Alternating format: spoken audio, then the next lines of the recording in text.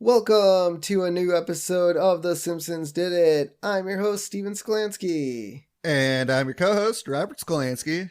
And I would like to start this episode by adding a little disclaimer. We will be talking about Season 3, Episode 2, Mr. Lisa Goes to Washington. Yep. This episode is a very political, heavy episode of The Simpsons. I wouldn't say very heavy, but it's a political episode of The Simpsons. And here at The Simpsons Did It, don't want to discriminate or talk down about, any of our listeners or beliefs or anything like that. But we want to make sure that some stuff might slip through the cracks during this episode.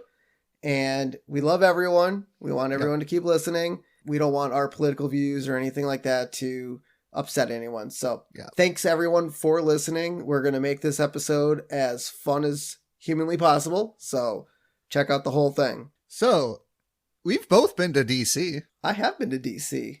8th grade field trip. I know. That was a lot of fun. Very interesting. I would have to say. I don't know how much I learned, but what was your favorite part about going to DC? The chicks. No. The chicks. The chicks. Well, 8th grade boys going on a field trip alone, staying in hotels with girls, But anyway, I honestly just wandering around the city and looking at just all the monuments, the Lincoln Monument, the Washington Monument, Jackson's Monument, even though Lisa thinks that it's no, it was Jefferson. Or Jefferson. Sorry, Jefferson. I'm sure Jackson has a monument there too. But yeah, just seeing all the architecture and the monuments. I think my favorite part about DC was Busch Gardens. No. I mean, that was a lot of fun. I loved the Air and Space Museum. That was a lot of fun. Unfortunately, my friends and I could not find the moon rock. I was very disappointed. It was supposed to be there. We searched everywhere. I mean, we're also dumb 13-year-olds, so we probably overlooked it. The Holocaust Museum was very interesting. That was very good too. But the fun thing about that trip was it was kind of raining when we got to Busch Gardens. It stopped raining. We had a lot of fun at Busch Gardens. We got back on the bus and it started raining again. It was kind of awesome. So while we were at the theme park, it didn't rain. And then when we weren't there, it did rain. So it was perfect. But yeah, if you have a chance to head out to DC and see all the history and all the cool stuff they have there, I highly suggest it. But we are talking today about The Simpsons going to DC in Season 3, Episode 2, Mr. Lisa Goes to Washington. And the name of the episode is a parody of the 1939 movie Mr. Smith Goes to Washington. And the plot of The Simpsons loosely follows the movie. So we're going to get some references in this episode from that movie. The air date was September 26, 1991. To recap, Bart flies the Spirit of St. Louis and Lisa gets Congress to save the Springfield Forest. Well, who doesn't like the Springfield Forest? I feel like Lisa, not in this episode, I guess, but in future episodes, actually, I guess she did visit the Springfield National Forest to write her speech, but I think even in the future episodes, that it becomes a little bit of a prominent place for Lisa. Yeah. And I guess I wouldn't necessarily say... Well, where did they go on their camping trip? Was that not Springfield? Well, I think National Forest? You know what? You're probably right. I bet it was Springfield National Forest. So it's already played a pretty big role. So the saxophone solo sounded different to me this week. I don't know if you actually listened. Yeah, I listen every week because the biggest thing I want to do is I want to know, I mean, this is definitely farther in the future, but I kind of want to know when Lisa starts playing different saxophone solos. So this week, I think, was different. I don't know if you agree with that assessment. Maybe, just a little bit. And I know future episodes, Season 3 gets kind of wonky with sound and animation. Oh, yeah. And so maybe that just had something to do with her saxophone solo. But we'll put a pin in that. And like I said, I want to definitely point out when Lisa starts just doing when they kind of every episode kind of thing. Yeah, every episode. I think it was a different one this week. So viewers out there, when you watch this episode, you let us know what you think. The chalkboard gag this week: spitwads are not free speech. It's because no one's talking. Well, I guess other things could be considered free speech. Yeah. So, but it's Bart. I'm sure, he was spitting at people he didn't like, and he's like, oh, I don't like these people, so I'm going to spit at them. That's not really free speech, and that's also not covered under the First Amendment. No. So, yeah.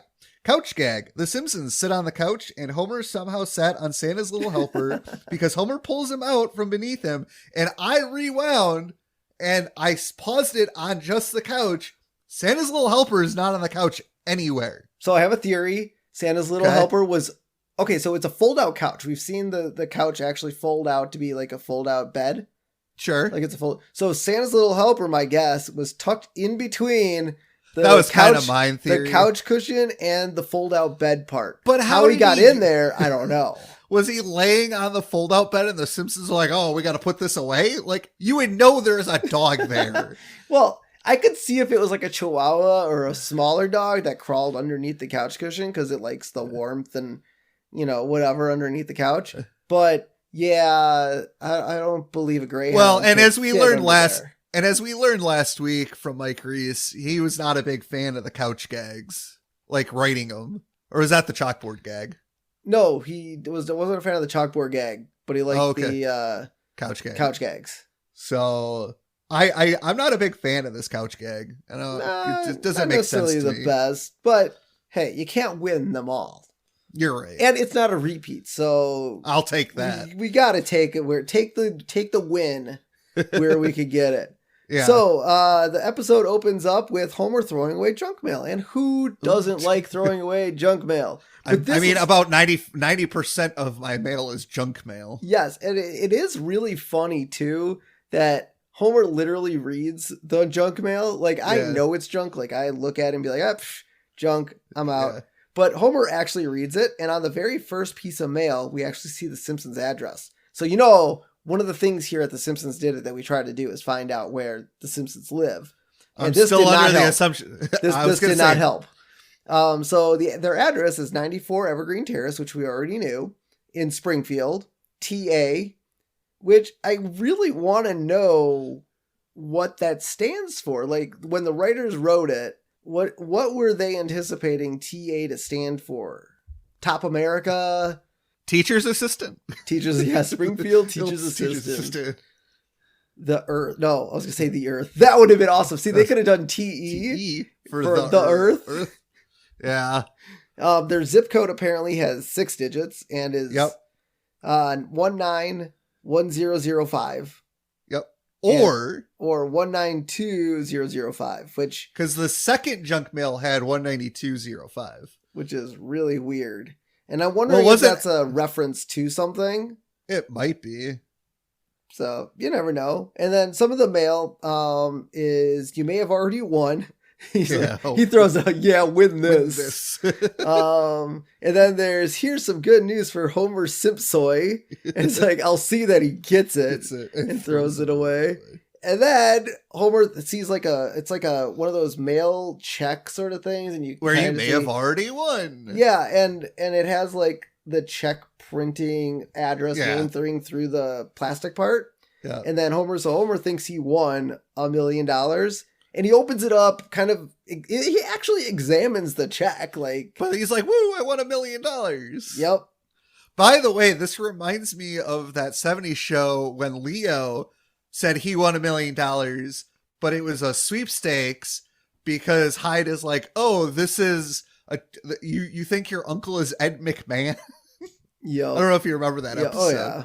Yep. So that kind of, so I wonder if that's where that 70s show got that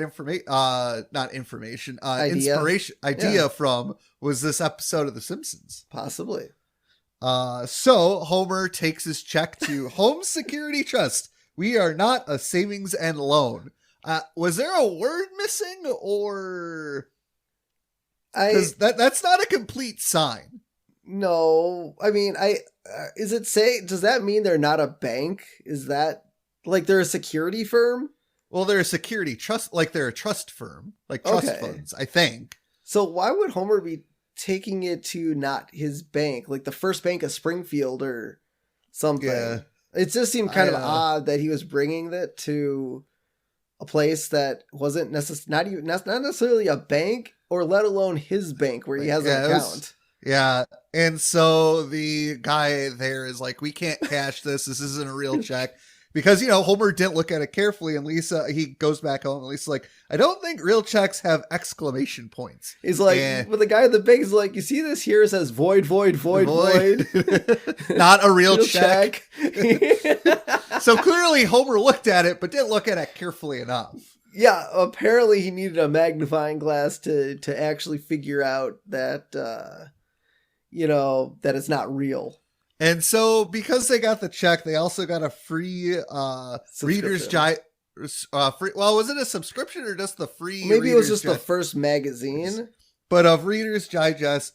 And Homer tells Marge, Reading Digest. Reader's Digest is the real one. This one was called Reading Digest. Sorry.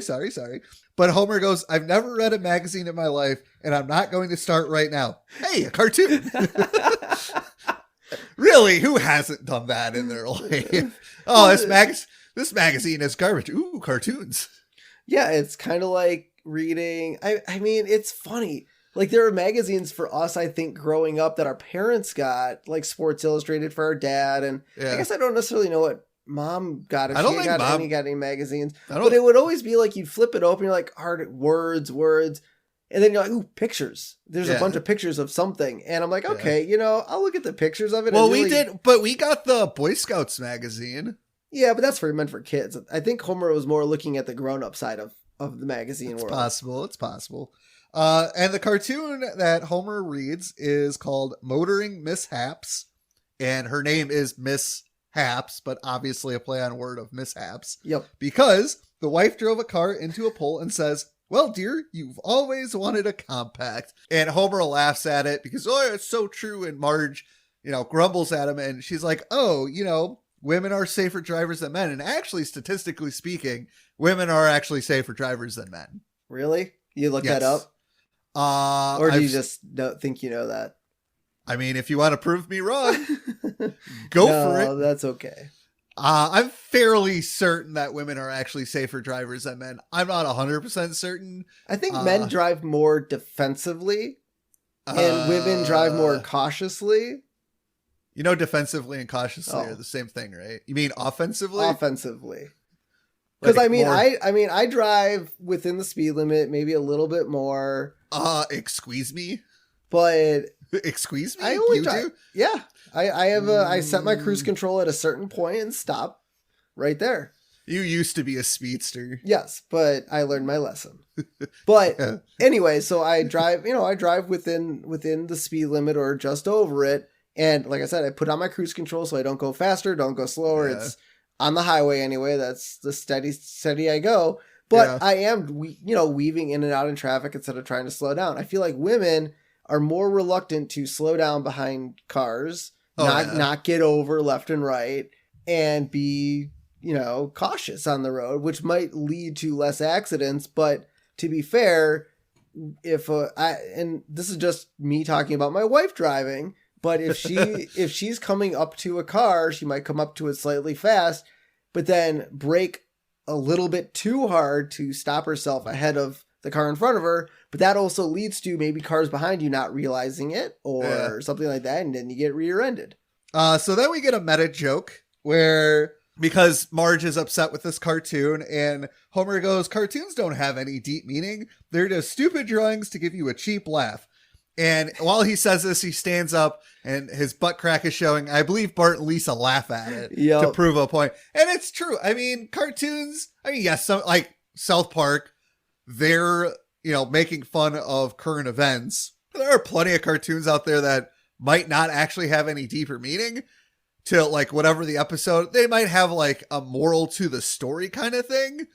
But like majority of the time, a lot of cartoons are just that. They're cartoons. They're drawn to make you laugh and have a good time and forget about the outside world for 25 minutes. Yeah, and I almost wonder if this was a joke put in specifically due to the nature of the episode. Where they're like, you know what, we're going to get serious. We're going to be doing some, political based things. Let's have a lighthearted laugh at something quickly. Yes. Before we get in. And I do like, though, that Marge was reading this magazine prior to Homer ripping it out of her hands. Yes. And even Marge was saying you should read more, sort of, yes. Yet this cartoon is in a magazine that she supposedly likes. So yeah, does she really like the magazine or not? Maybe she likes the articles? Maybe. But yeah, so Homer gets a hold of this magazine and now he goes on a whirlwind. Yes. Of pages through this magazine. The first one is, can we trust Bermuda? I don't know. We can't. It is a triangle, so or he's talking about the island. I don't know. Can we trust it? No. If it's part of the Bermuda Triangle, I do not trust it. All right. And so Homer's reading at the power plant. Yep, Homer's reading at the power plant, which is really funny. He's just because obviously he's enthralled with this magazine now. He's got to read it everywhere. And then Mr. Burns is like, how very strange. His job description clearly specifies an illiterate. And once again, how did Homer get this job at the nuclear power plant if he can't even read? Here's my other question, because he asked Smithers who that is, and Smithers has to tell him, and then Burns knows his employee jacket. So does he know who Homer is or not? And then I also like how the monitors in Burns' office are back to black and white. Oh, yeah.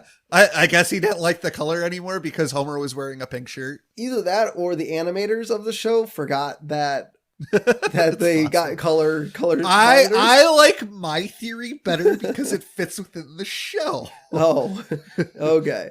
So we get back home and the kids are watching Troy McClure, and I think first instance of a Troy McClure anything? I think. Oh no, we've had him on the movie wise. We've had him on like TV show. Movie wise, yeah. Movie wise, this is his first. But he was role. Not. He was not voiced by Phil Hartman. He was voiced, I believe, by Hank Azaria again. Because Phil Hartman, let's be real, he has a very distinct voice. So yeah, and so he's arguing with Marge about the kids, going outside or reading more or having friends that aren't the TV.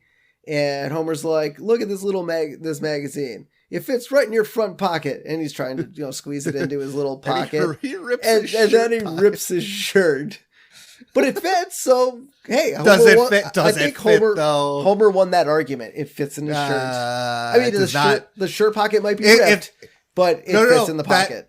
But it doesn't. The shirt pocket should not have to rip for it to fit. If it rips, it doesn't fit. But it made the pocket wider, so now it fits. That's not how the pocket is supposed to work. Oh, okay. So I like how Homer's reading from Reader's Reading Digest to his family, and he is, just going over all the articles and telling him everything that's in there. And then we wind up in the bedroom, and Marge is like, "I want to snuggle." And then obviously there's an article in the magazine, 7 Ways to Spice Up Your Marriage. And Homer, I can't remember, he's like, was it about like she's like, oh, he's like, oh, you have a nice body, right? And she's like, thanks, Homer, and then rolls over and falls asleep. I think she was over that magazine. Yeah. So then we after that we go, we're at dinner time now, and probably the next night, I'm assuming, and Marge makes meatloaf men, and I like meatloaf. Dude, I don't know why anyone has never thought of this. Meatloaf men? Yeah. But why? Well, why not? Well, I mean, okay, but so you make cutout cookies shaped like gingerbread men. That's different. I don't understand what's wrong with meatloaf men. I think they'd be tasty. I mean, it's meatloaf. Like, it's going to be, it's freaking eggs, breadcrumbs. But Bart likes it. Yeah. But he's a kid. So remember, next time you want your kids to eat meatloaf because they don't want it, make them shaped like men, sharks, dinos, whatever. Well, so here's the thing. I have a friend who's got 3 boys, and I don't know if he still does it for him because I think the twins are like in their tweens now. But when they were younger, when he'd want them to eat, he would make octopus hot dogs. Oh. So he would slice. Oh, right. You slice the bottom half and yeah. So he would cut the bottom half in 4s, and then the top half would be the head of the octopus. Yeah. Even though technically octopuses have 4, but whatever. It's fun for the kids. So Homer is like, ooh, an essay contest. Oh, it's for 8 to 12-year-olds, and throws out the book. And I like how it was like the last page of the book too. So obviously Homer read through the entire magazine and he's like, all right, done with this one. And so Lisa sees it and she's like, oh, this would be fun. And Marge tells Bart, like, ask Bart if he wants to. Bart's like, no. Lisa's the smart one. Let her do it.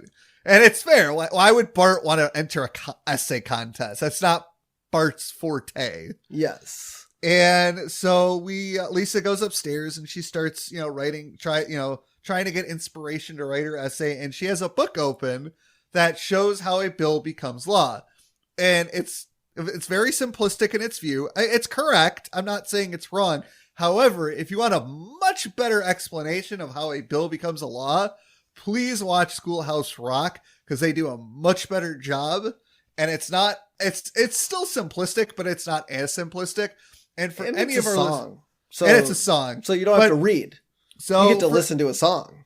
Yes. So for anybody out there, for the simplistic view, if you're unaware of how bills become laws or don't remember, first, somebody has an idea, and then I believe the Senate can also come up with a law themselves. But either way, the House or the Senate, argues about why this bill should or should not be a law, and then they vote on it. And then if it passes, it goes to the other chamber, and then the other chamber can either vote on it or add to it or subtract to it and then send it back. And then once both houses of Congress agree on the bill, it goes to the president to get his or her signature.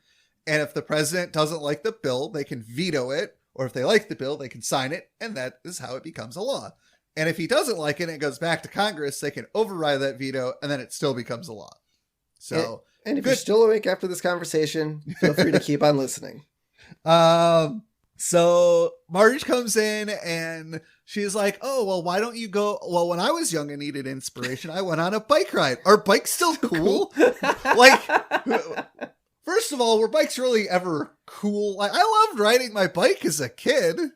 Well, I don't know if I did it because it was cool. Yeah, I mean, I guess the cool factor sometimes was, oh my God, you took your bike to school. Your parents let you ride your bike to school. Yeah. Not necessarily using it as a mode of transportation, I guess. But then again, back in Marge's time, which I'm guessing 70s, when she was a kid, 60s, 70s, she, bikes were probably cost a lot more money, and you were cool if you had one. And then she goes, well, is the word cool still cool? And I'm sitting there like, do we do that now with certain words? Is it still cool to say this certain word? Or, we're older. Yeah. I'm still somewhat up on the lingo of the younger generation. And it disgusts me. I can't get over when it changed over to like anagrams, or what do they call them now? Oh, like LOL? LOL. Acronyms? Is that acronyms. Like the acronym thing, I just didn't get it. Like there are so many of them that LOL, LMAO, ROFL. Like, yeah, there's just a slew of them. And BRB. Yeah, it's like, did we get lazy? Yes. Yes, we did. To be fair, we have not autocorrect, but the auto typing. Yes. Where you just tap the words that are above your keyboard. Look, if you want to be lazy, great. There's literally words that will type for you without you physically pressing each individual letter. Yeah. You don't have to be lazy by doing BRB. You could use same three taps. Right back. Well, it's funny because I remember a couple of years ago, I might have been texting you or one of my friends, and our dad saw me texting. He's like, "How do you type so fast?" And it's like, because I'm young. I understand how texting works to make it go faster. And I was doing it with like one finger. Like I was just holding my phone in one hand and just using my thumb to hit most of the buttons. And it also had predictive text. So that's I wouldn't even predictive text. Yep. And I wouldn't type out the entire word. I type out like half of it. I'm like, oh, that's the word I want. And then continue on. And then there's also autocorrect too, which is very helpful. Fun. So Lisa's like, okay. And she bikes to the Springfield National Forest, and their sign says, "Smoking really burns me up." I mean, That's it does. That's a good one. And so Lisa finds a nice big tree and sits under its shade, and she says, "Okay, America, inspire me." And a bald eagle flies in, lands on the tree, and then we see it holding the olive branch and the arrow, which is which represents peace and war. So olive branch for peace, the arrow for war, which is also on the United, not our flag, the crest of the United States is the eagle. Yeah, and it's funny. I've seen a lot of eagles flying around in Minnesota. I've never seen them once carrying a olive branch and an arrow. I don't know where this one got one, but it definitely in Springfield. So well, it's inspiration. Exactly. So Homer takes Lisa to the Veterans of Popular Wars building. So what wars are actually popular? I don't know. The Game of Thrones war between all the houses. I think I still haven't seen Game of Thrones. Right. Let's see what other wars. The chicken sandwich wars. The chicken sandwich wars. I guess that could be fun. The burger wars. I don't know if that's a thing, but I know everyone fights over which burger is the best. Burger King. Cheap plug. Give us money. No, I'm kidding. The war between Blu-ray and HD. Ooh, that was a good war. I was on the side of HD and I lost. So you lost. I'm a little bitter. So Blu-ray is so much better than HD. See, that's where you're wrong. Anyway, we're going to move on. So Nelson Muntz entered the contest. Why? So I love how Bart's like, you know what? This is more of Lisa's things, but yet Nelson Muntz entered the contest. Yeah. And so the conclusion of Nelson's entry to the Springfield State Regional Finals for his essay entitled Patriots of Tomorrow, or the Patriots of Tomorrow essay contest. Yeah. So burn the flag if you must. But before you do, you better burn a few other things. You better burn your shirt and your pants. Be sure to burn your TV and car. Oh yes, and don't forget to burn your house, because none of those things could exist without 6 white stripes, 7 red stripes, and a hell of a lot of stars. You know, to be fair, it's a great speech. It's a good speech. I don't know if it's a great essay. That's something you'd hear on like the political campaign from like people trying to run for government. It's definitely a good campaign speech. Essay, and as we'll later find out, we'll see how the essayists are graded. Yes. And so also, by the way, burning the American flag is illegal. Don't do it. Yeah, don't do it. And also putting it on the ground is illegal too. Don't put it on the ground. I don't know if it's illegal to put it on the ground, but it's not disrespectful, I guess. Yeah. Burning the American flag, I believe, is illegal, but having it, like stepping on it, having it on the ground, and actually like wearing it as clothing is also very disrespectful. There's actually a book of code, like a code book of what you should and should not do with the American flag. Don't eat it. We'll get to that if we ever start our Futurama podcast. Anyways. Okay, so then we get a montage of different children giving speeches from all the different states. And I like how Springfield happens to be the headquarters of this essay contest for some strange reason. Is that the headquarters? Well, I don't know if it's necessarily the headquarters, but at least the regional. So, but anyway, so we get, so they fly over Minnesota. Oh, yeah. And I love how Rosemont is the city they chose. Not St. Paul, not Minneapolis. Where is Rosemont? Okay, so for those of you that don't know, Rosemont is in the southern portion of the Twin Cities, south of St. Paul, and sometimes it gets mistaken for the St. Paul zip code, so it's technically part of St. Paul's area, but it's not even in Hennepin County, which is kind of crazy. I mean, they could have chose much better. Even if they wanted small city, they could have done Edina, Eden Prairie, even Roseville maybe for some people. But Rosemont, that was an odd choice for a city to choose for a map for a Simpsons show early on, season 3. Maybe people don't necessarily know the state of Minnesota or anything. So it was odd.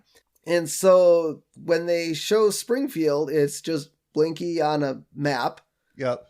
And I also liked, so I saw how they had put the map together and they had the four corners. And I'm like, well, there are 4 states in the United States of America where they all, like, there's the 4 corners. And I'm like, okay, well, if they're part of the 4 corners, which state would Springfield be in? And it's Utah. See, and during the Old Money episode, we determined, because of the whole gambling thing, that Springfield's possibly in Utah. Yes. So maybe they're in Utah. We're getting closer. So Lisa reads her speech, and when America was born on a hot July day in 1776, the trees... What? I'm reading the speech. Oh yeah, read the speech, and then I'll give my fun fact. Chill out. The trees in Springfield Forest were tiny saplings trembling towards the sun, and as they were nourished by Mother Earth, so too did our fledgling nation find strength in the simple ideals of equality and justice. Who would have thought such mighty oaks or such a powerful nation could grow out of something so fragile, so pure?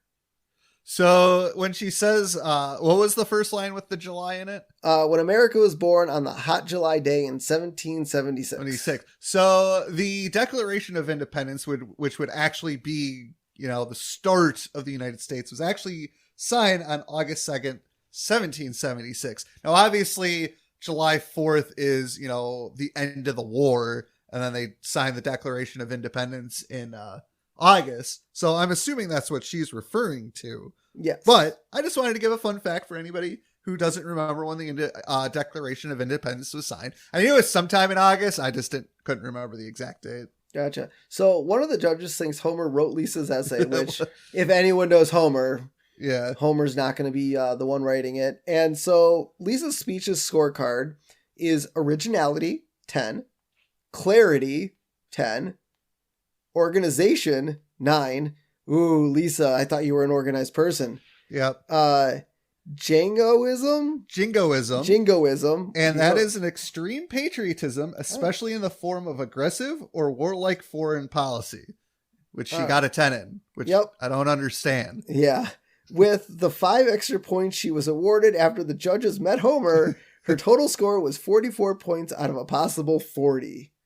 Yeah. I don't like how they scored the last one with jingoism, because I don't know if that should really be part of a kid's essay contest. Yeah. And that kind of rhetoric. I like how the judge, when they're talking to Homer, do you have any interest in politics? Mm-hmm. Can you write? Mm-hmm. I do like the one when they panned over to the one kid getting berated by his father. He's like, we the purple. What does that even mean? We the purple. And then she's like, and can you touch your nose? And he misses. What is this, a drunk test? Maybe. I mean, he's probably drunk. Yeah, it was pretty funny. So I just liked, the whole setup of Lisa winning the contest and being able to go to... I mean, she's really smart. DC. I could see... And the thing is, it's plausible. Very plausible. So and then I liked how Homer's like, I guess... who would have guessed that reading and writing would have paid off? And obviously, everybody. He's talking about the magazine part of, reading, and then Lisa doing all the writing. Hey, do you like Cards Against Humanity? I sure do. Well, what if you could play Cards Against Humanity Simpsons style? That would be amazing. Well, now you can. Check out cardsagainstthesimpsons.com to buy your very own set of Simpsons Against Humanity. I see a lot of podcasts give out discount codes. Is there a promo code I could use? There sure is. Use promo code SimpsonsPod. That's SIMPSONSPOD to receive a 10% discount on Cards Against Humanity, the Simpsons way. Ay caramba, that's a good deal. But for all of our listeners out there, if you want a better deal, you can follow us on Instagram, Twitter, and Facebook to get a different promo code to save even more. That is correct. So head over to Facebook, the Simpsons Did It page, Instagram, Simpsons Did It Pod, and Twitter, Simpsons Did It PC to get that code. And as always, everything's coming up Millhouse. So the Simpsons have won a all expenses paid trip to Washington D.C. And this is the first time we see the Simpsons leave Springfield. Oh, one thing I completely forgot. One of the speeches or essays, I guess you would say it, from the contest was from an entry from the Alabama regionals. Sure. My back is spineless. My belly is yellow. I am an American non-voter. Yeah, I'm just going to let that one go. Yeah, you don't want to dig into that one? No. For those of you who don't like to vote, I highly encourage you to vote. And that is all I'm going to say about that.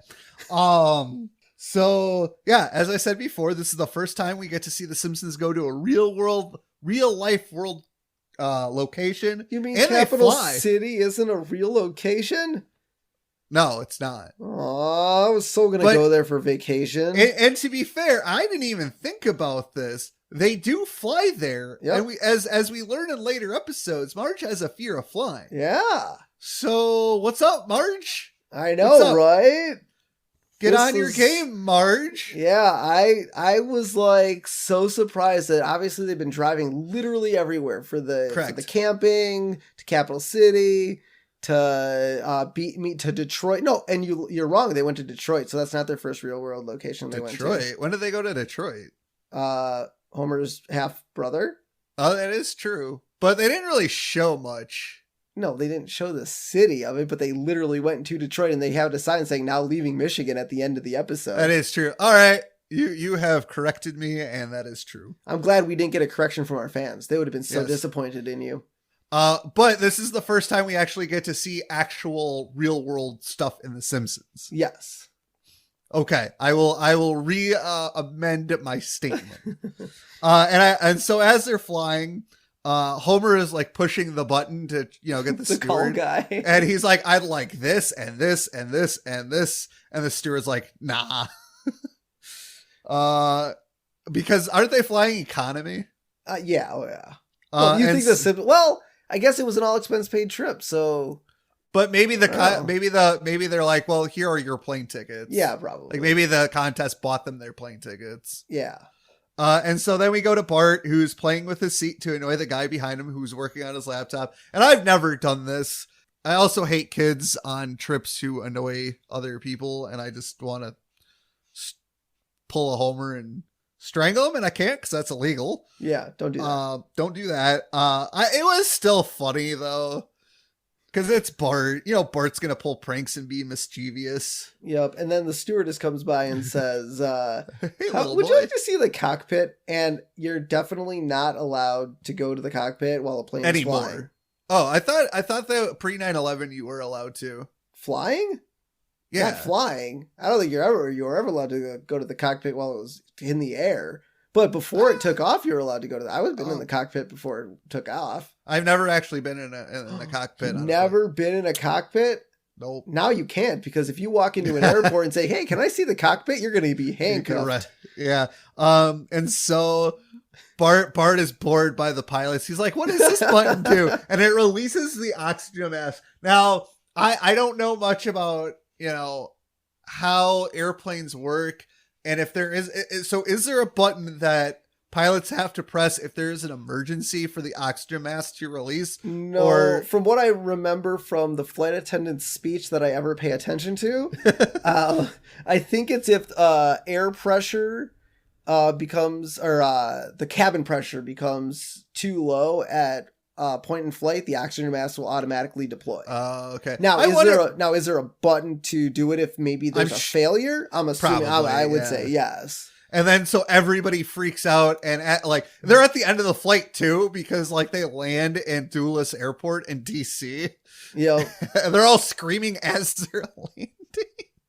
It's and here's the thing: at the end of a flight, there's no way they would allow a small child into the cockpit. No, not at all. And I like how Bart's they're allowed to leave the airport after doing something definitely illegal.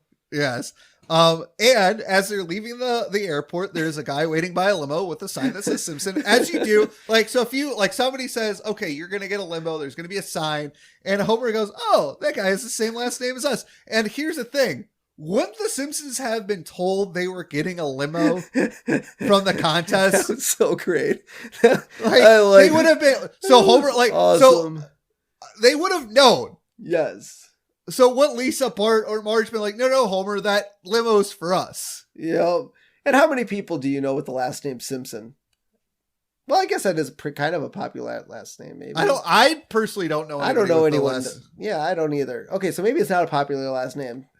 But Homer did think it was funny that. So they get a taxi and they stop, and Homer's like, "Oh, what's that building? Oh, that's the IRS." And Homer gets out and boos it, and some guy in the building sticks his head out and goes, "Oh, self." That's hilarious. And rightfully, you know what? Homer has every right to boo the IRS. I think almost anybody would probably agree with that. Well, I mean, I get my money back on time. I don't know. They never audited me, so I don't think I have a beef with them. I mean, I don't necessarily have a beef with them. I have a beef with. Well, I do have a beef. Anyways, so the Simpsons stay at the Watergate Hotel, and for anybody unaware why this is freaking hilarious, that's because of the Watergate scandal with Richard Nixon and him trying to steal secrets from the Democrats, which is an election violation, and he had to resign over it. So they got to stay at the Watergate Hotel. And I love this because I've done this as a kid before. So they get off at their floor, and Bart pushes all of the buttons, and some guy gets down and goes, "Hey!" And I've done that before. I'm sure you have too, where you push all the buttons and get off. Yeah. Oh, actually, you want to hear something funny about that? So, sure. Okay, so this is me as a grown-up, and this is something I kind of learned. So we were in a building delivering TVs for my job. Sure. And we wanted the freight elevator. So in this lobby, there were 3 elevators, 2 passenger ones and a freight. For whatever reason, they are all connected to the same call button. So you know how you'd press a button, the elevator would come, and then the doors would close and then go away. But if no one pushed another button within the whole place, you would press the call button again, and that same elevator door would open. Sure. So we did that to the 2 passenger ones, opened it up, pressed all the top floor buttons. Oh my so it would send the elevator all the way to the top floor. So that way when we press the call button, only the freight elevator would actually show. Nice. I know. So as a grown-up, pushing multiple buttons in an elevator can be fun for a specific reason. I probably wouldn't recommend doing it. But I like how I wonder if Bart saw the guy come into the elevator and was like, "Oh, this is great." Or if he would have just done it regardless of... I think he would have done it regardless. It's Bart. Let's be realistic here. So it was pretty funny. So they get to their hotel room, and Homer is, sitting on the bed, and Marge is like, "Oh, look at the shampoo. We get robes." And Homer's like, "Ooh, a shoehorn, just like in the movies." Shoe goes on, shoe goes off, shoe goes on, shoe goes off, shoe goes on. Homer is a very simple man. Yeah, and I like how Maggie is just sitting there watching him do it.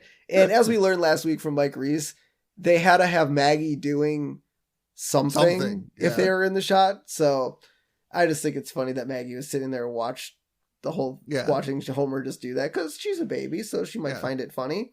Yep. And so I like how in Bart and Lisa's room, I like how they got their own room, by the way. Like they didn't have to share with their parents. Oh. Which I don't know. I don't think we ever got our own rooms. I think we always had to share with our parents in the same room. The only time we never had to share bedrooms was when we stayed with our uncle in Madison. Yeah, I think that's about it. And even then, I think we still had to share with each our other. Cousins. Yeah. Well, or our cousins. But I like how Bart calls the bed first. And there's no such thing as first bedsies. Yeah, and Lisa's like, "Okay, I'll take that one. All right, have fun sleeping." It's like, well, what did you do to it?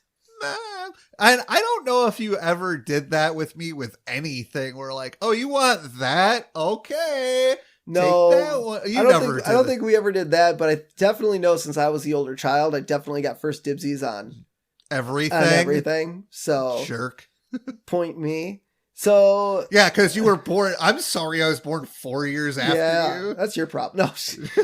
So Homer's asleep and the phone rings, and I like how when Homer rolls over to answer the phone, his complimentary mint is on his face, melted, and Homer's like, "Stupid mint." So here's my question: how in the world did Homer not eat that mint? It's Homer Simpson.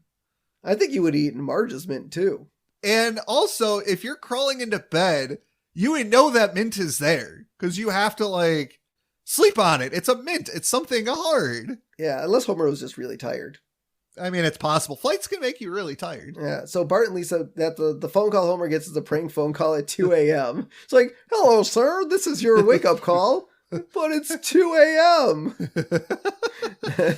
And then Bart and Lisa are just laughing in the other room. And so we get to the finalists for the contest, and it's kind of like the get together, the opening ceremony sort of thing. It says, welcome finalists, Reading Digest, brevity is wit. And the definition of brevity is concise and exact use of words in writing or speech. And this is a perfect example of it. Yeah. And so Homer goes up to Lisa like, oh, I love your magazine because it helped me increase my word power. And that was so, good.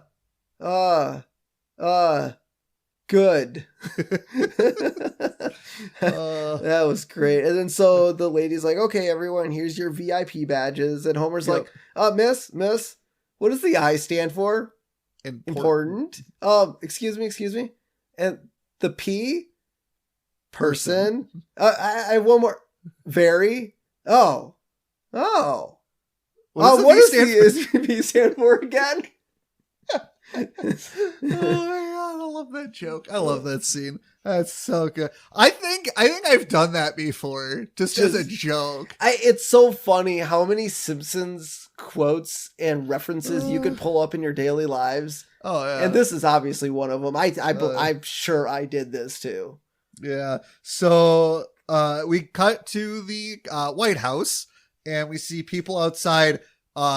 I guess not really protesting because the signs they're holding are things are fine, no opinion, everything's a-okay, one happy camper, no complaints here. I mean, the Bush administration in the early 90s, I guess, I don't remember. I was young, but I don't think I really remember. You'd remember more than me. 91, I was 4. So yeah, I honestly can't remember much going on. Then again, up until the last 4 years, I didn't really pay attention to politics.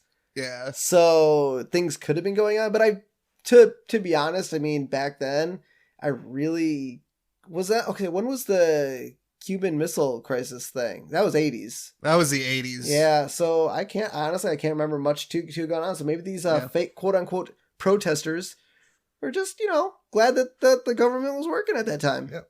And so, the Simpsons are taking a tour of the White House, and they walk into the presidential bathroom where First Lady Barbara Bush was taking a bath. And she's like, what are you guys doing in here? And they show her the badges. Those damn badges. All right. Well, this tub was installed in 1894. And it's funny. This episode actually incurred the wrath of George Bush. Basically him saying, we want more Simpsons like the Waltons and not the Simpsons. And I believe this was the first time that the Simpsons used Marge as a counterpunch to that. And because of that quote, when we get our first Bush episode, that's why they always painted George Bush in a bad light, because he didn't like this episode. Because he saw his wife in a bathtub. I guess walking into my wife in the bathtub might irk my chain. Yes. And so then they go to the Engraving and Printing Bureau. I believe it was that. I remember going to a place in D.C. Was it the Treasury or was it? Because I don't remember what building it was. I do because they were printing money there. So I'm assuming it had to be Engraving and Printing Bureau. And they do have one in DC. And Homer's like, money. And then he drools on the guy below. And so I don't remember which building I went to, but the building I think the building I went to might have been the Treasury, because as a souvenir, they gave everybody tiny bags of shredded money. Did you try to glue them all back together to form a I did bill? not. And then eventually I threw it away because I realized it was trash.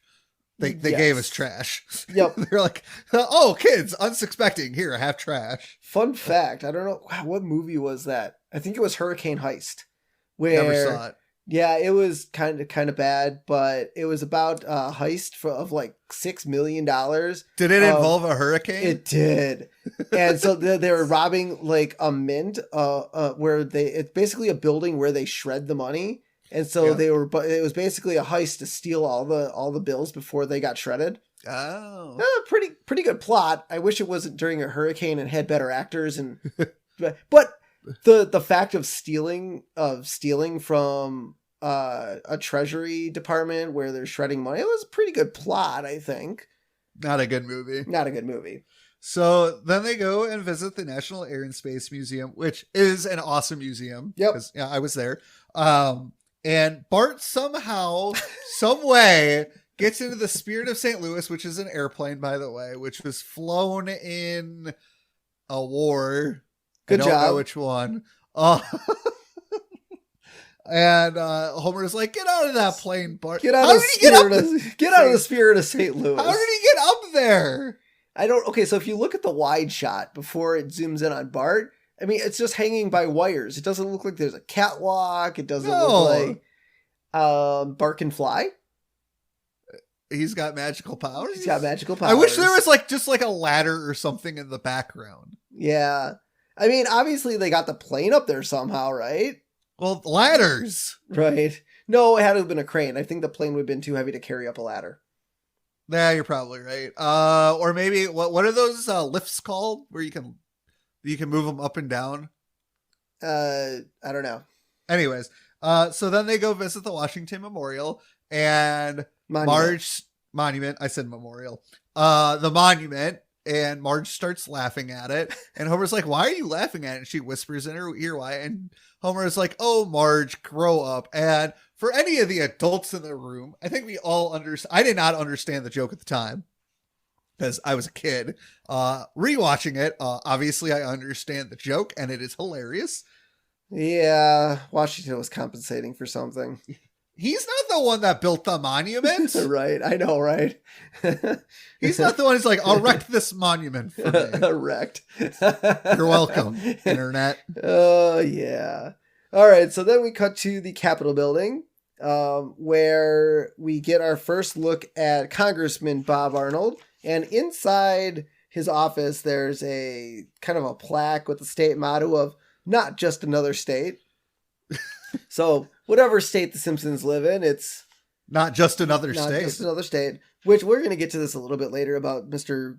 Bob Arnold. Yeah. So the Simpsons meet with one of the congresspeople, and he tells Lisa that there are quite a few senators and a congresswoman. At the time, there were only two, as Lisa stated, and they were Nancy Landon Kessenbaum of Kansas and Barbara Mikulicki of Maryland. So here's a really I was watching Jeopardy with our parents, and Barbara Mikulicki actually happened to be a clue, but I guessed the wrong state because I had just watched this episode the day before, and I'm like, oh, I know that name. I read about her because I was doing research for The Simpsons, and it came up, and I'm like, Kansas, and they're like, Maryland. I'm like, damn it, it was the other one. But once again, this is another instance where The Simpsons help you with Jeopardy. So it's funny. It's funny because our parents used to say, "Oh, what do you learn from watching TV?" Exactly. Right here. Dude, right here. here. You know how many answers or questions, I guess, on Jeopardy I get right because I saw it on The Simpsons? Well, Simpsons or other, I'm the same way with Simpsons or even other TV shows. Like, especially when I'm watching with our parents and I get a question right.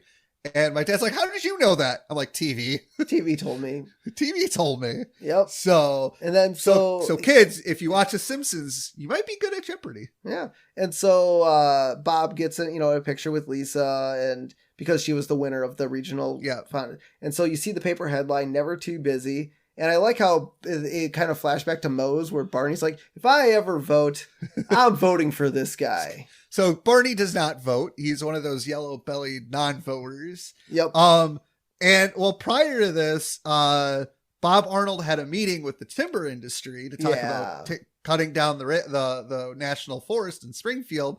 And he's like, you want to offer me a bribe? And the guy touches his nose to say you're correct. And then the timber guy wanted to do it there. And the guy's like, no. I have a special place for this. And then that's when Lisa and the Simpsons come in. Yeah. Oh yeah. I like how he can touch his nose. Homer wouldn't be a good politician. He doesn't know how to touch his nose. No. I don't know if that was a reference or not, but I'm gonna put those two together. So Lisa proposes that the family attend the memorial of the fictional Winfred Beecher Howe, an early crusader for women's rights who later appeared on the unpopular 75-cent coins, according to Lisa. And obviously this is a reference to the Susan B. Anthony dollar, which was minted for only 3 years and never became popular. Yeah, I think I vaguely remember there being Susan B. Anthony dollars. Oh yeah, I might have even. Well, our grandma gave us some as like gifts or whatever. But I think I spent them because I'm like, oh, $1, cool candy, give me now. Yep. So yeah, I mean, I don't think I even have any anymore, but I know I've had them before. Like I've had them in my possession, and it was God. This had to have been I can't remember bank ones for. I can't remember what it was, but you gave them like it's like break this 5 into coins or something. They gave you $5 coins. Oh yeah. And I can't remember what year it was or when it was, but I know going to the bank and getting those coins, I was so upset. I'm like, what am I supposed to do with these things? Do vending machines even take the Susan B. Anthony dollar coin? Yes. No. No, you don't think they do? No, I don't think they do. Okay. And so they go to the memorial, and the memorial plaque reads, I will iron your sheets when you iron out the inequities in your labor laws. She's like, right on, sister. And so I really, this is the scene, and if anybody follows current events, last year, somebody in our current Congress used a picture from the scene, and they were quickly corrected to say they were using the scene wrong. I'm not going to get into it. I'm just bringing up current events. If anybody wants to look it up on their own, that's for you. And so Lisa hears and sees Bob Arnold and the timber lobbyists come together, and she watches her congressman take a bribe. And by the way, on a side note, the timber industry did not like this episode because of the fact of the bribe and all that. And they're like, oh, there's hard. But I do agree with the point that the Simpsons were making is a lot of lobbyists are just there to make money. And that's not how our government should be run. Our government should be run by people who want to do right by the citizens of the United States. And a congressperson taking a bribe, which is a removable offense, as we will later find out that, don't take bribes. Yeah. Don't do it. And so just to let you know, so the reason why Lisa wanted to go to this monument is because she was up 3 hours before the contest, and because she was too excited to sleep. And so that's why she wanted to go. So that they did that bribe really early in the morning. Yeah. And so after she sees the bribe taking place, she rips up her speech and cries, rightfully so. And as the shot pans off, as Lisa's walking away crying, we see the title of her speech, The Roots of Democracy by Lisa Simpson. Yep.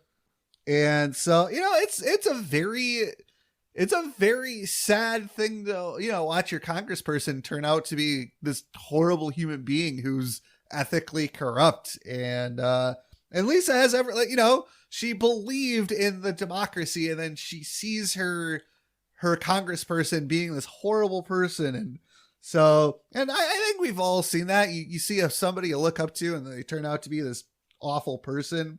And so Lisa decides to go visit the Lincoln Memorial. And that is a direct reference to Mr. Smith Goes to Washington, in which Smith appeals to Lincoln's statue for inspiration, which Lisa was trying to do. However, everybody was, Lincoln, what about this? And what about that? And like, it's so busy. So she's like, darn it, I can't do this here. So she goes to Thomas Jefferson's statue instead. He's like, oh, you're here because the Lincoln Memorial was overcrowded, aren't you? Nobody wants to talk to good old Thomas Jefferson. She's like, I think I ought to be going now. That was a great scene, though. It's like Jefferson's like, oh, I'm not important like Lincoln is. And Thomas Jefferson wrote our Declaration of Independence. He was our third president. He was our second vice president. I think he'd be an inspiration to a lot of people. So what you're saying is the guy that literally wrote it isn't as good as the people that talked about it. Correct. Yeah. And so she leaves and she sits on the steps of of the Capitol. I believe it was the Capitol. Yeah. And she daydreams about a corrupt political system and pigs like eating money. And I believe that is a pointed reference to what is called pork. It is a political term. It is basically bills that get appropriated of money for different stuff. It's basically oversizing a bill that it doesn't need to be there. I believe that's what it was about. I'm not 100% sure. I couldn't really find anything, but I'm assuming that's what they were alluding to, is the pork and bills. It's amazing. I mean, we won't dip too deep into it, but it's amazing how this episode just kind of mirrors what we've had to deal with. Like it did. Yeah. Like it's amazing how this episode can be played now. It probably it's still relevant. It's still relevant, and it like I swear I almost wonder if this episode can be played.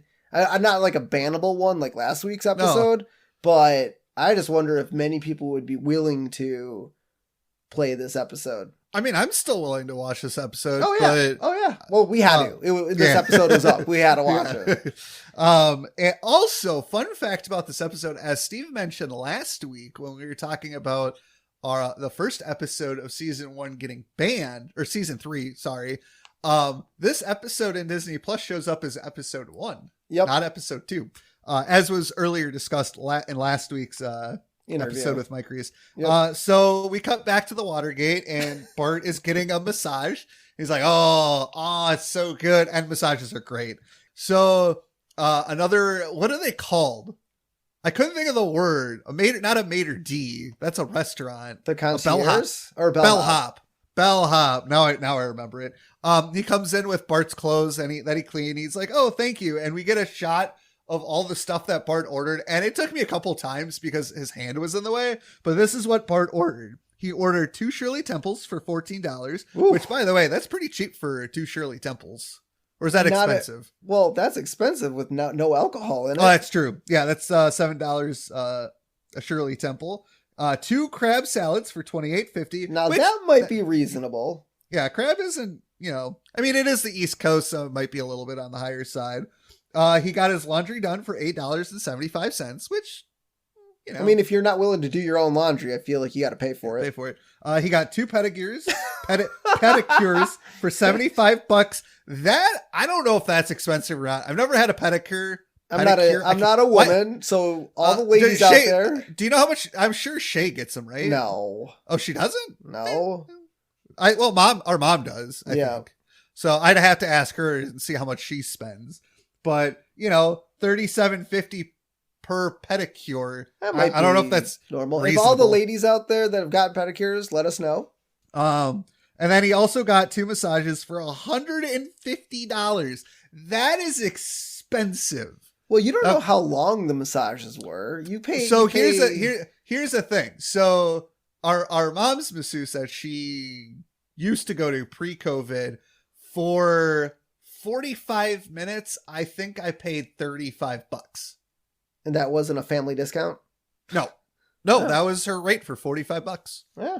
So I feel like this, now granted this is DC and a hotel. And a hotel. So maybe. And it's the Watergate. It's the Watergate. And so Bart spent, between all of that, I did the math, $276.25. And Bart leaves a tip of $20. And that's not even 10%. But the guy Bart is a terrible. Happy, Bart, which is weird. No. Okay. So what was he tipping? He wasn't tipping anything. He would okay. So to be fair, this was a bill for the hotel expenses. Yeah. But the guy did the laundry for him, which was on the expenses. So yeah. But you don't tip the bellhop for bringing you a bill. I mean, maybe that's what the $20 is for. It's like, okay, you brought this stuff to me. Here's your tip. He wasn't. It's not like he went into a restaurant, ordered all this stuff, and tipped someone that was actually serving him.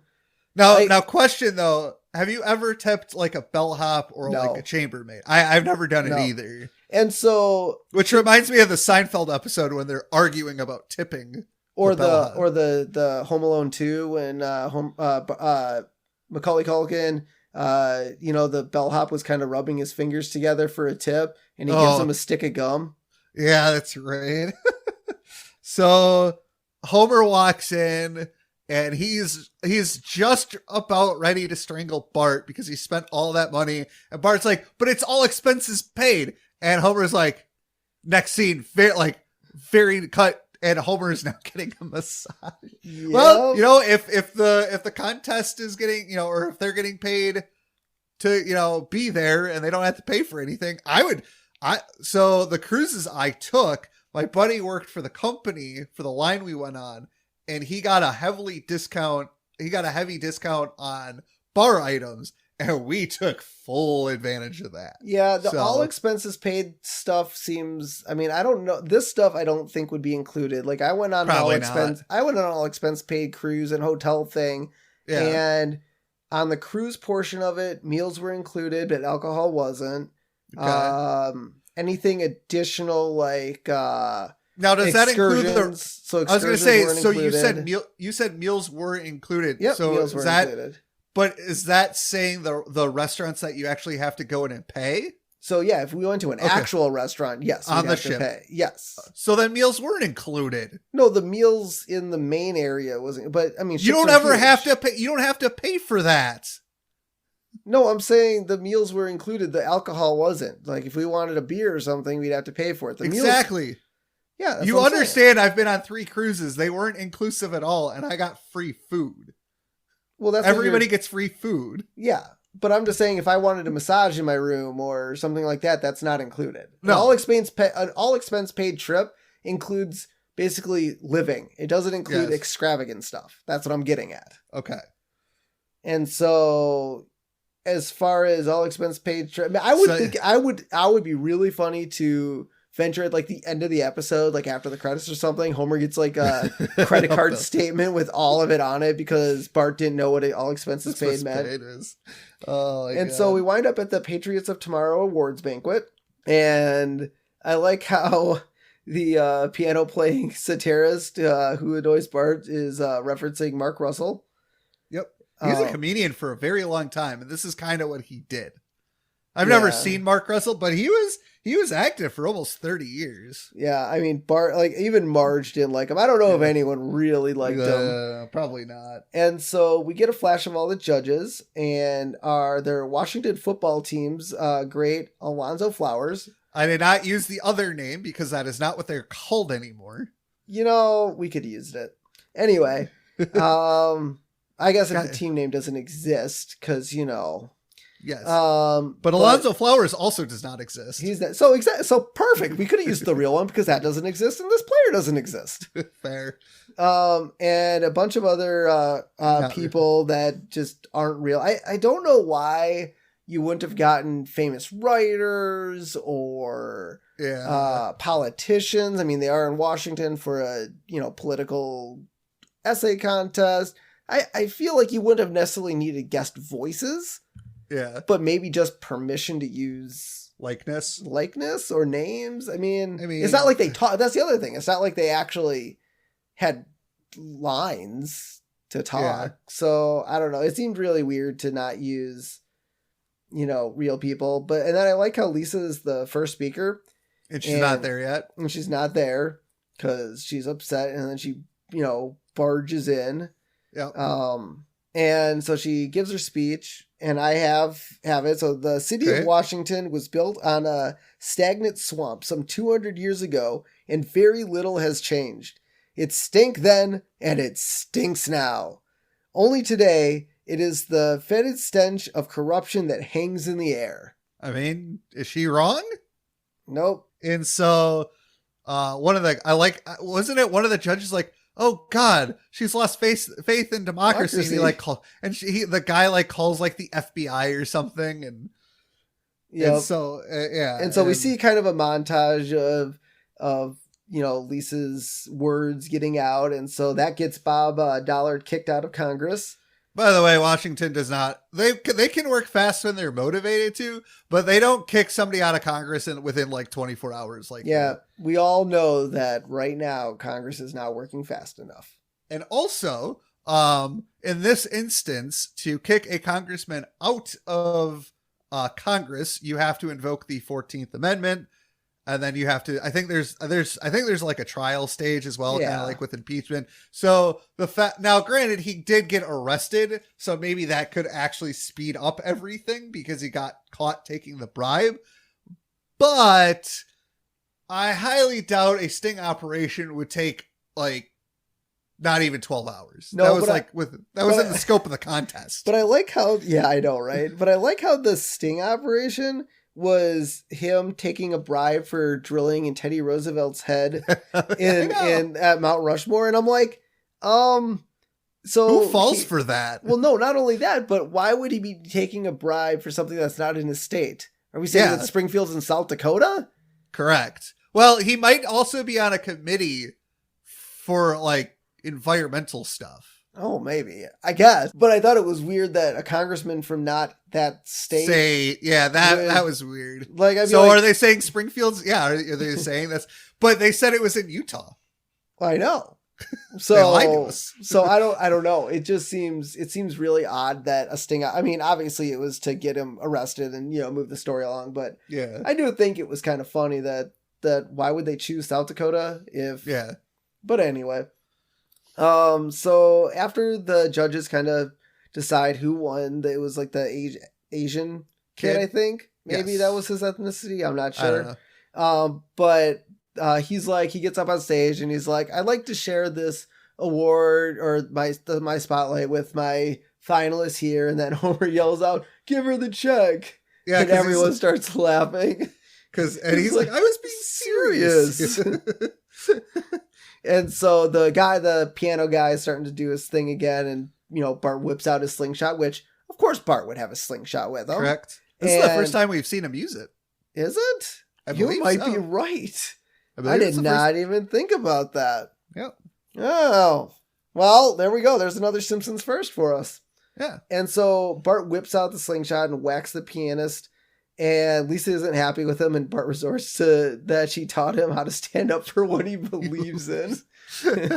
Well, if Bart hates the music, well, you might as well slingshot him. Or, not resolve to violence, leave. I mean, I know he's a kid, and Marge probably stop him, but,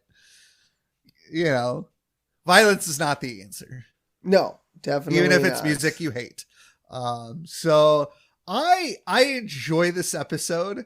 It hits a little too close to home at sometimes with the with the way this is written, because it is very relevant to today's current political climate. I like the jokes. I don't know. This is going to be probably one of the few episodes I don't give a 5 for. I enjoy this episode. I love it dearly. I think it's relevant. But some of the jokes just don't land for me, and I'm going to go with a 4. Everything's coming up Millhouse, or not everything. That is Sprinkles. I do enjoy the episode. I think there is some stuff they could possibly clean up with it and make it a little bit better. So yeah, I'm going to give it a 4, but I do enjoy it.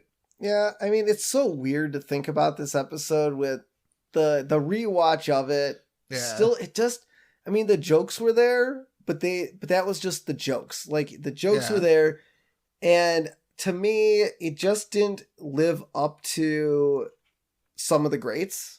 Like, it just didn't live up to them, and obviously you kind of have to have a barometer when it comes to certain things, and obviously this is the second episode of season 2, so you're following this Michael Jackson episode, and this episode as a follow-up, as an episode 2, just didn't hit me like some of the other ones, and me personally, I'm gonna go with 3. Don't have a cowman.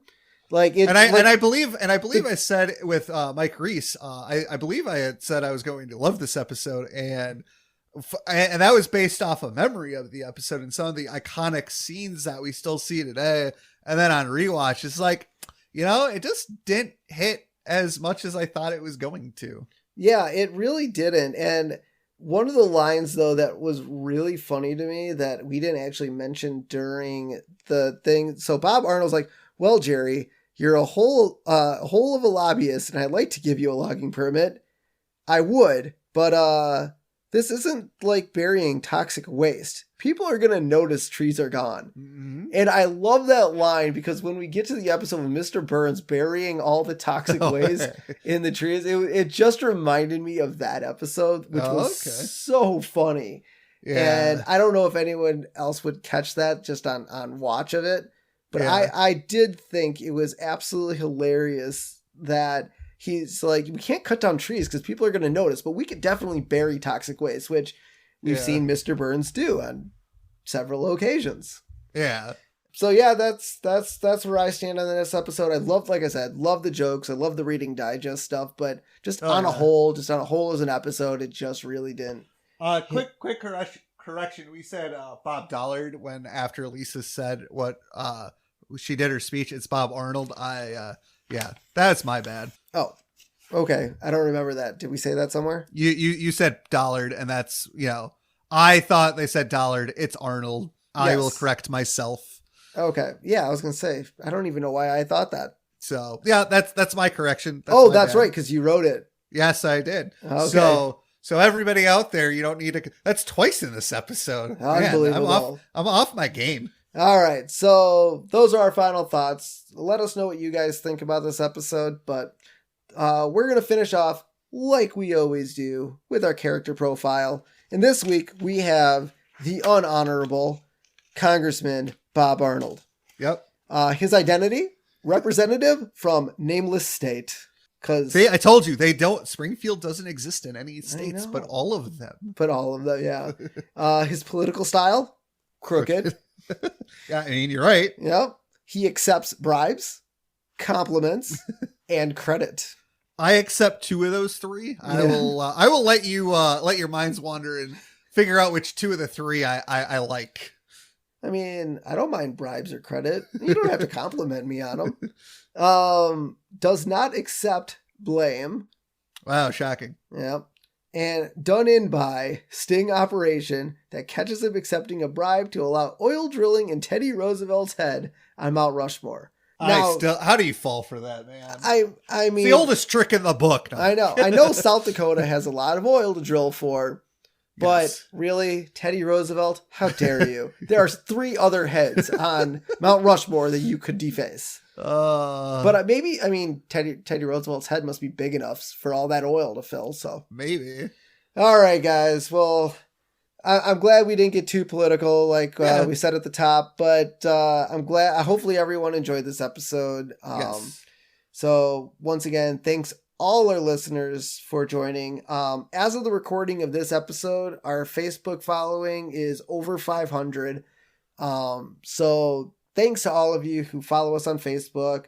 Thank you. And let's see if we can pump those numbers up. A goal. Let's set a goal for 1,000. So we've been doing this for about 6 months now. So when we hit the year mark, let's try for 1,000. Yeah. So if you love our podcast or like our content, share us with your friends, send out messages, share our posts on Facebook or Instagram. I'm doing a little bit better on Twitter, but not as much, because if you've seen our posts, I do a lot of writing, and characters and Twitter don't mix well together. No, they do not. So it's not as prominent on Twitter. But you can follow us on Facebook, The Simpsons Did It Podcast, on Instagram, The Simpsons Did It Pod. Sorry, Instagram, The Simpsons Did It Pod, Twitter, Simpsons Did It PC. Our podcast, as you should know, is available on all major podcast platforms. Yep. If you want to listen to our podcast on YouTube, if you're a YouTuber, just search The Simpsons Did It Podcast, filter by channel. Make sure you do subscribe, because we do want to bump up those numbers so we get a URL just to tell you where you can find us on YouTube. Yep. And lastly, I want to let everyone know about our supporting page. It's a website called buymeacoffee.com. You can search Simpsons Did It on there. So buymeacoffee.com/Simpsons Did It. Feel free to donate. All the money that you support us with is going to go for merch. Not necessarily merch, but giveaways, because eventually we'd like to start a membership program where you'll be able to get certain things every single month or every few months for being a member. And also we want to do things like Discord. We want to do trivia nights. I would like to do conversations with everyone so we could get like a room together where we could all talk about an episode of The Simpsons that we talked about, either previous or the current week, or, you know, we're up to different ideas, and we've gotten supporters so far. So feel free to donate whatever you like. Thanks for supporting us. Thanks for supporting us. Please continue to support us any way you can. You don't have to donate, but, you know, just listening and subscribing to our YouTube channel, we appreciate it. Absolutely. So until next time, I'm your host, Steven Sklansky. And I'm your co-host, Robert Skolansky. And this has been The Simpsons Did It. Shh.